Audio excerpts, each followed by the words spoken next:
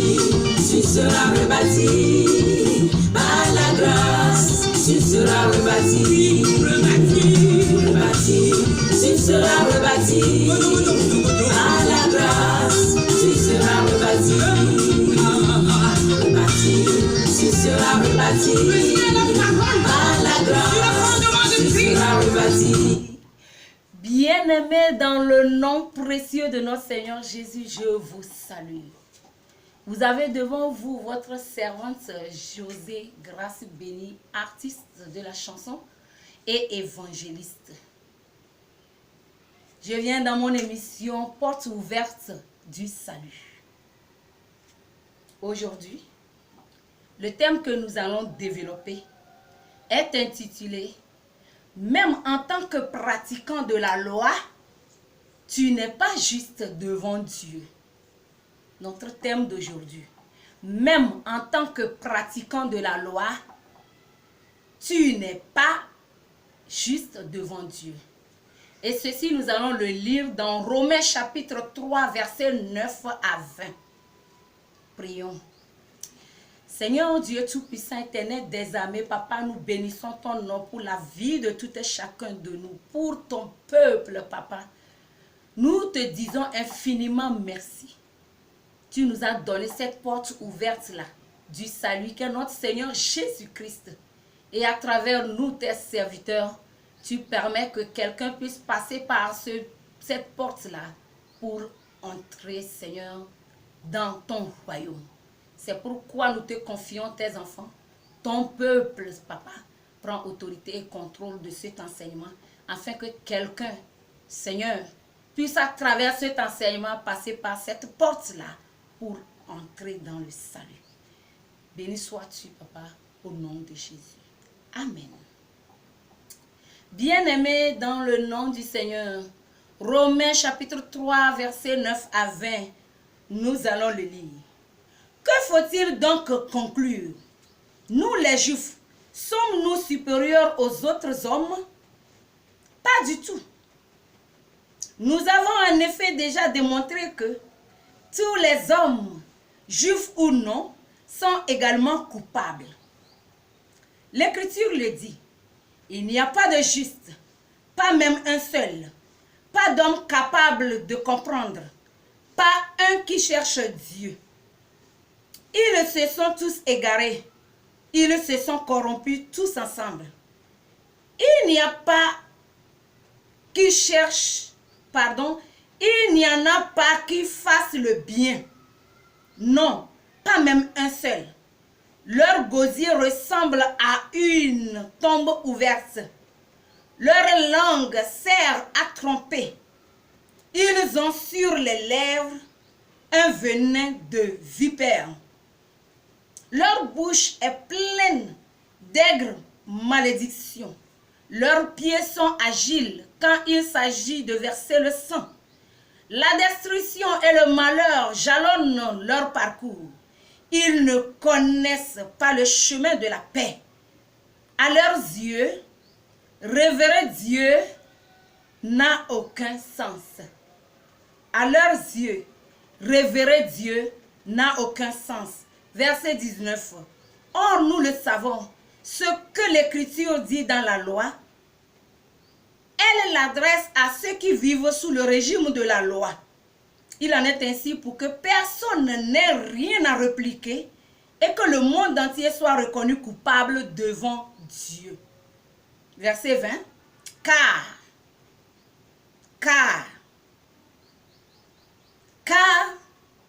personne ne sera déclaré juste devant lui parce qu'il aura accompli les œuvres demandées par la loi. Amen. En effet, la loi donne seulement la connaissance du péché. Car personne ne sera déclaré juste devant lui parce qu'il aura accompli les œuvres demandées par la loi. En effet, la loi donne seulement la connaissance du péché. Bien-aimés dans le nom du Seigneur Jésus-Christ, le verdict est sans appel. il est déjà prononcé une fois pour toutes. Juifs, non-juifs sont tous pécheurs, coupables devant Dieu, sous l'emprise du péché, a déclaré la loi. J'aimerais tout d'abord, en premier lieu, m'adresser à mes frères et sœurs chrétiens. Au verset 19, la Bible nous dit que la loi, tout ce qui est écrit dans la loi, est adressé à ceux qui connaissent la loi. Amen. Tout ce qui est écrit dans la loi est adressé à ceux qui vivent sous le régime de la loi. Qui sont ceux qui vivent sous le régime de la loi?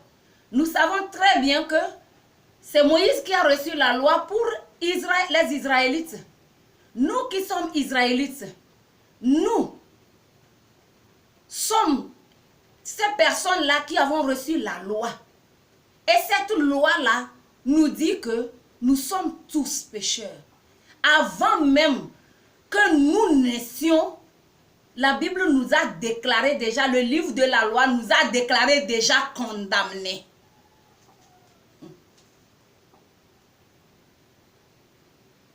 Bien-aimé dans le nom du Seigneur, on a écrit quelque chose avant ta naissance, mais on te dit que tu es déjà déclaré coupable.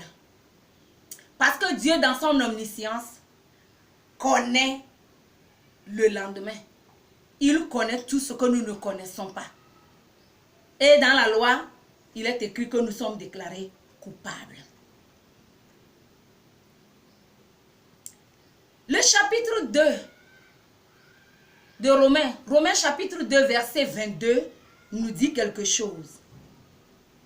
Mais, tu dis de ne pas commettre l'adultère. Mais c'est toi qui le commets. Tu n'aimes pas les idoles, tu les trafiques. Vous comprenez? Est-ce que nous comprenons un peu? C'est comme tu n'aimes pas la drogue, mais tu trafiques la drogue. Tu n'aimes pas les choses qui saoulent, mais tu les trafiques. La Bible nous dit que c'est comme ça que devant les infidèles ou bien devant les païens, nous, en tant que juifs, nous outrageons le nom de Dieu. Ou bien à travers nous, les enfants de Dieu, le nom de Dieu est outragé parmi les païens. Et ce que la Bible déclare encore te concernant, mon frère, ma soeur, la loi te déclare, il dit, tu es égaré, tu es corrompu, tu ne cherches pas Dieu, tu trompes. Sous ta langue se trouve le venin de la vipère.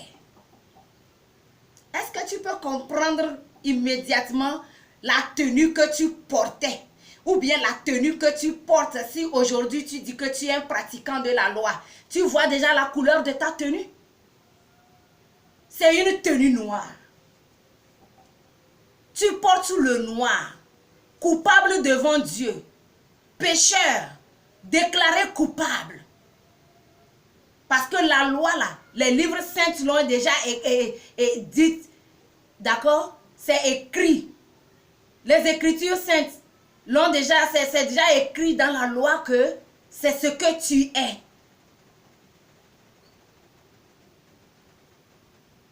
J'ai eu vraiment à discuter avec certains païens en allant leur évangéliser. Ils disent, ma soeur, tu sais pourquoi nous ne voulons pas devenir chrétiens? C'est parce que nous, les chrétiens, on dit qu'on est juste devant Dieu, que c'est nous qui avons le Saint-Esprit. Mais l'adultère, la fornication, le mensonge, et comment dirais-je, ils ont cité pas mal de choses, comme l'a dit le livre de la loi, que c'est parmi nous qu'on trouve cela. C'est pourquoi eux, vraiment, ils sont déçus, ils sont désolés, ils ne veulent pas nous suivre dans, c'est-à-dire l'adoration de ce Dieu-là.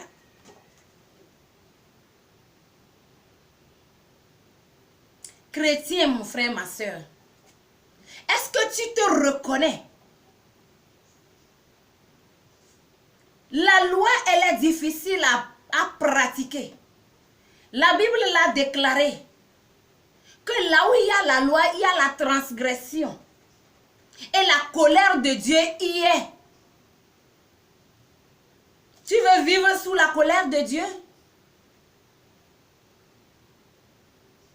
Quand tu te déclares juste, tu vis sous la colère de Dieu.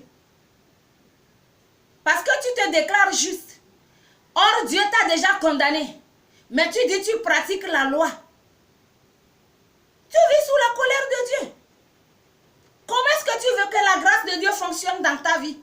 Dieu a envie de travailler avec toi. Dieu veut t'amener à une étape supérieure. Mais c'est parce que tu te considères trop juste. Tu blâmes les gens. Tu les condamnes. Tu te vois trop juste. Et donc, la Bible nous dit dans Galates chapitre 5, d'accord? Nous allons voir Galates chapitre 5, le verset.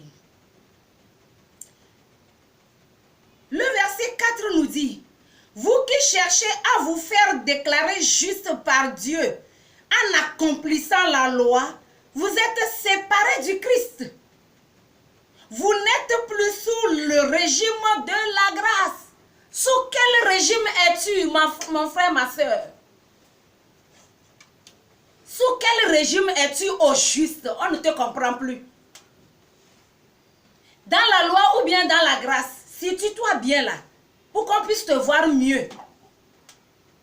Nous voulons te voir mieux. Dieu veut te voir mieux. Nous voulons savoir si c'est mieux chez toi, on va te suivre. Mais l'Écriture dit, si tu veux être sous le régime de la loi, c'est que tu es déchu de la grâce. La colère de Dieu est sur ta vie. C'est pourquoi la grâce de Dieu ne peut pas t'amener à une étape supérieure. Tu n'es même pas capable d'aller parler à un païen. Tu ne peux pas manger avec un païen. Tu as peur. C'est parce que tu ne connais pas la grâce, la puissance de la grâce de Dieu. Ça me fait mal quand je pense à ça. Ça me touche vraiment quand je pense à ça. Le nom de Dieu est outragé parmi les païens, sérieusement. Ça me fait mal. Or, le sacrifice que Christ est venu faire, c'est pour que quelqu'un soit sauvé. Jésus-Christ s'en fout de tes habillements. Jésus-Christ s'en fout de ton comportement. Va donner des sacs de riz à qui que tu veux. Va offrir des voitures, des maisons à qui que tu veux. Jésus-Christ s'en fout de ça. Il est venu pour que quelqu'un soit sauvé. Toi, tu es déjà rentré dans l'enclos par la grâce, mais tu ne le reconnais pas.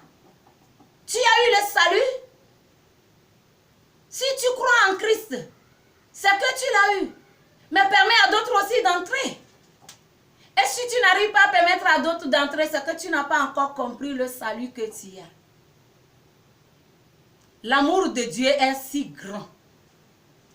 Je reviens maintenant, chers frères et sœurs et non chrétiens, que la Bible appelle non-juifs.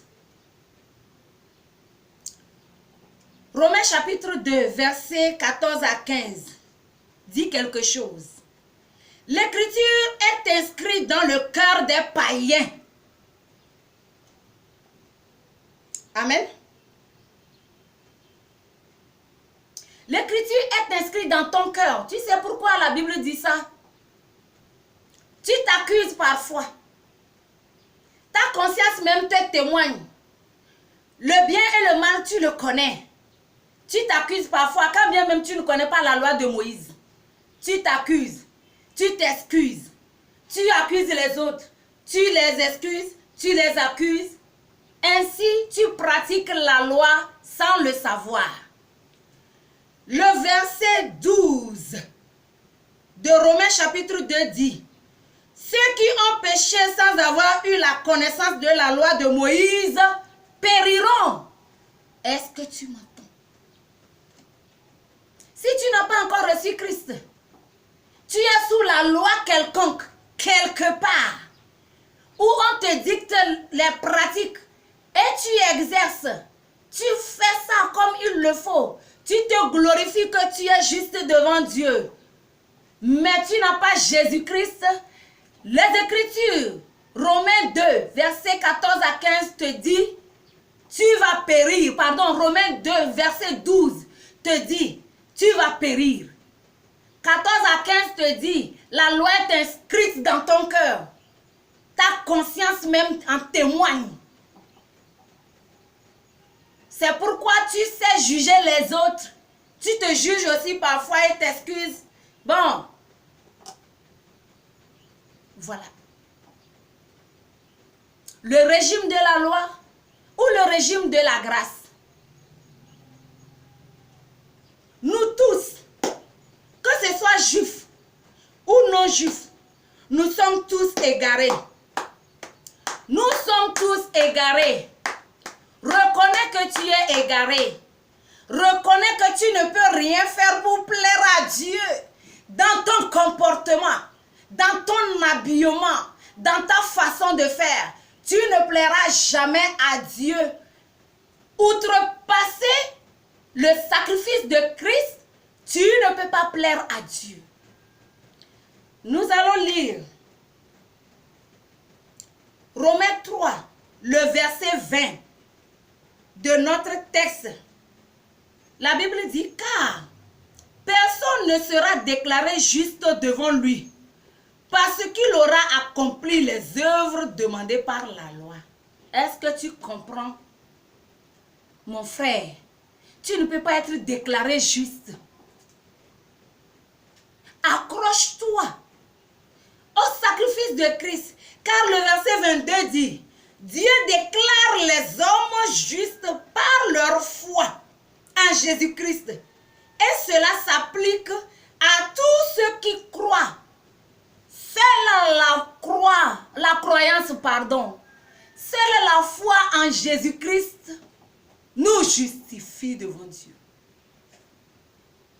En tant que pratiquant de la loi, tu ne peux pas être justifié devant Dieu. Tu n'es pas juste devant Dieu. Oh, est-ce que tu peux comprendre? La grâce de Dieu, c'est la faveur illimitée, imméritée, la faveur sans frontières. La grâce de Dieu t'emporte au-dessus, t'amène au-dessus de ce que tu puisses imaginer. Connais seulement ta faiblesse. Reconnais qui tu es devant Dieu à l'état initial. Reconnais qui tu es. Pécheur je suis. Pécheur je suis. Je ne suis rien devant Dieu sans le sacrifice de Christ. Parce que le sacrifice de Christ s'est manifesté, ou bien l'amour de Dieu s'est manifesté à travers le sacrifice expiatoire de Jésus-Christ. Tous nos ministères, tous nos appels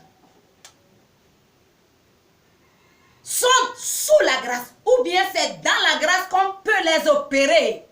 Tu ne peux rien opérer. Tu ne peux pas opérer ce que tu appelles ministère. Tu ne peux pas l'opérer à travers la loi. Tu seras limité. Parce que toute personne qui veut chercher sa justification dans la loi, la colère de Dieu est sur lui. Tu aimes la loi, on va te pratiquer la loi. Viens la grâce. C'est très facile. Crois au Seigneur Jésus-Christ. C'est la grâce qui va te convaincre de tes péchés. Et s'il faut abandonner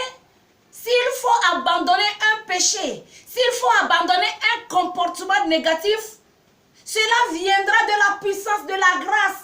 La grâce va te soutenir, la grâce va te convaincre. Le Saint-Esprit est en nous et c'est ce rôle-là qu'il joue en nous.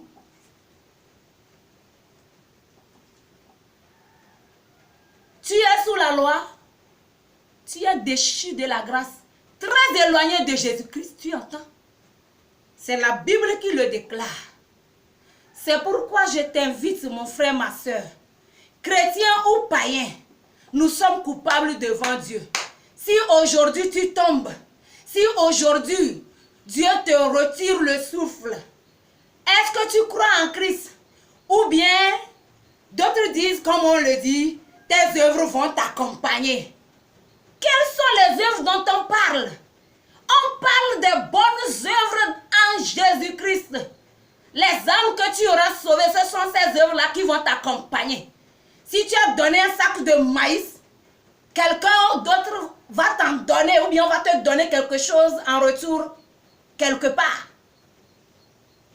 Tu m'entends?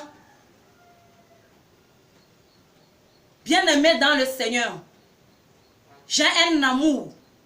Mon cœur saigne parce que plusieurs n'arrivent pas à voir ce que le Saint-Esprit ou bien l'amour de Dieu nous permet de voir. Viens à Jésus-Christ. Viens. Les mains vides. Viens. Comme quelqu'un à qui on a, ou bien quelqu'un à qui on a pris les armes. Quelqu'un qu'on a désarmé, viens à lui comme ça. Et c'est comme ça qu'il va te recevoir et t'équiper pour que tu sois son bon soldat. Bien-aimé, que le Seigneur bénisse sa parole, qu'il soit avec nous. Et il a toujours été avec nous. Que sa grâce nous permette de continuer et de voir au-delà de ce que nous ne pouvons pas imaginer.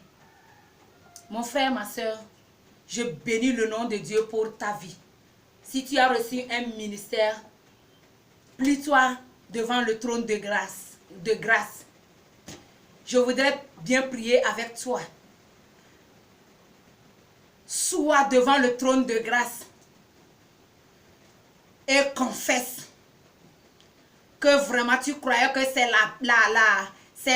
la pratique de la loi qui peut vraiment te donner la force de pouvoir agir dans ton ministère. Plie tes genoux devant le trône de grâce et reçois vraiment la faveur divine et que Dieu te révèle la puissance qui se trouve dans cette parole-là.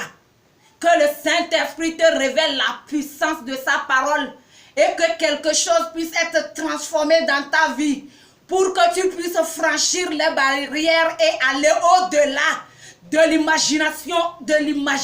l'imagination, ou bien comme on dit, humaine. Mon frère, reste béni. Le ciel est avec toi. Ce message est pour toi si tu m'entends. Répands-toi, répands-toi, répands-toi au nom de Jésus-Christ. Seigneur Dieu puissant, je bénis ton nom pour la vie de tes enfants, tes servants, tes serviteurs. Tous ceux qui sont à l'écoute et qui nous entendent, qui nous regardent, tous ceux-là qui auront à entendre ce message, papa, ils ont les mains sur la tête comme ça. Ils se disent, oh, j'ai traîné. Mais aujourd'hui, papa, toi, Éternel des armées, tu les éclaires. Tu les éclaires et tu les amènes au-delà de ce que nous pouvons imaginer.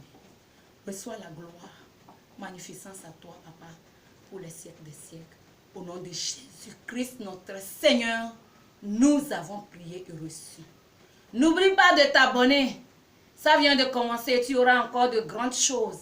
Et le miracle du Seigneur va se produire dans ta vie. Au nom de Jésus-Christ, notre Seigneur. Amen.